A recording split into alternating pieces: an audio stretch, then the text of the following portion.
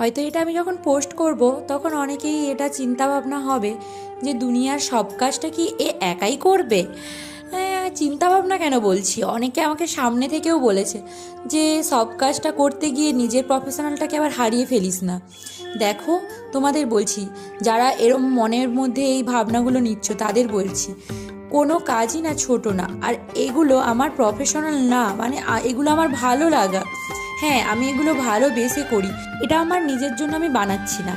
ফেসবুকে একজন দিদি এটা আমাকে দিয়ে গেছে, তার বিয়ের সিঁদুর কৌটোটা সে যত্ন করে এটা সুন্দর করে বানানোর জন্য আমাকে দিয়ে গেছে, তাই বানাচ্ছি। হ্যাঁ, আর সত্যি কথা বলতে ছোটোবেলায় থেকেই আমার আঁকার প্রতি একটা আলাদা টান ছিল। সে যাই হোক, পারিবারিক কিছু অসুবিধার জন্য সেটা আর হয়ে ওঠেনি। আমার মনে হয় শেখার কোনো শেষ নেই, শেখার কোনো বয়স হয় না। তুমি যখনই চাইবে মন থেকে তখনই শিখতে পারো। তো সেটা থেকে করে ফেলি আর জিনিসটা সত্যিই সুন্দর হয়ে ওঠে।